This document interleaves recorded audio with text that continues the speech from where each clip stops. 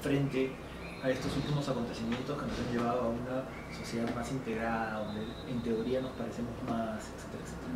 Ahora, suele estar vinculado a algunas demandas políticas que plantean la defensa de la nación que es propia del Estado en cuestión en comparación a otros países, otros intereses y otras nacionalidades.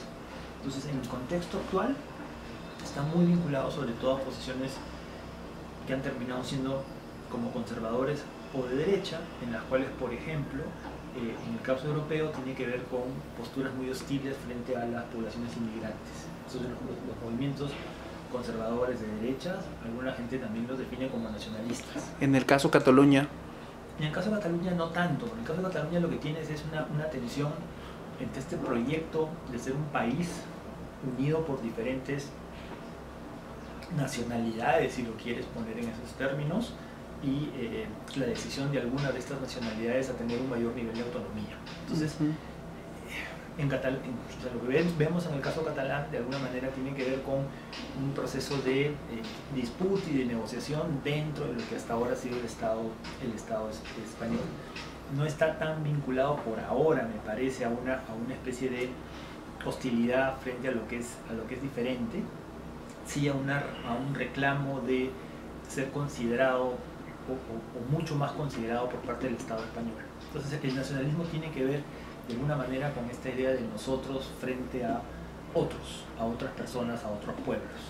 Ahora, es un tema muy viejo, es un tema muy complejo, que puede tener elementos positivos, es decir, por ejemplo, cuando se construyen estos proyectos contemporáneos estatales, parte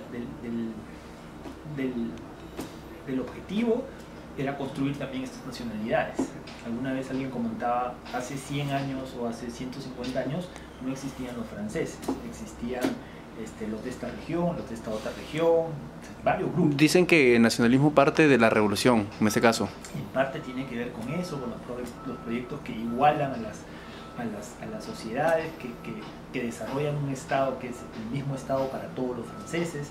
Entonces se crea ese sentimiento de pueblo francés, de nacionalidad francesa, que en principio uno puede decir ha sido importante para hacer de Francia lo que es hoy día. Entonces, algunas dimensiones del nacionalismo no necesariamente son negativas.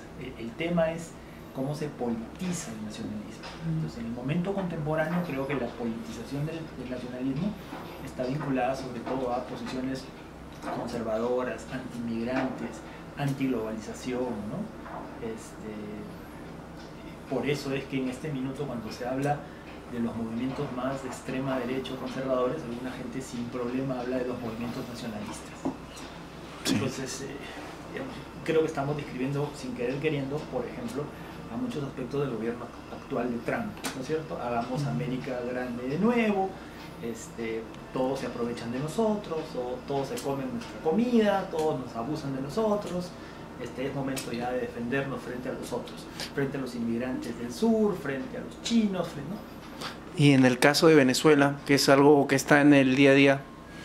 Ahí yo no la veo porque no me parece que sea no podría decir de alguna manera que algunos experimentos populistas podrían levantar la noción de pueblo, pero creo que sobre todo de la noción de pueblo en tanto a sectores de la sociedad que han sido tradicionalmente menos incluidos, ¿no? No tanto un tema de nacionalidades, sino de grupos o de clases sociales, ¿no?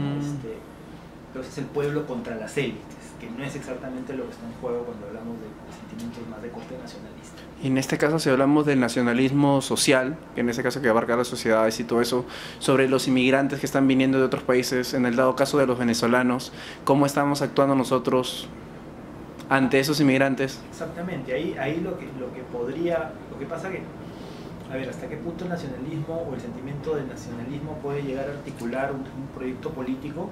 En el caso peruano no lo veo tan claro, ¿no? Lo que claramente hay es una especie de desconfianza,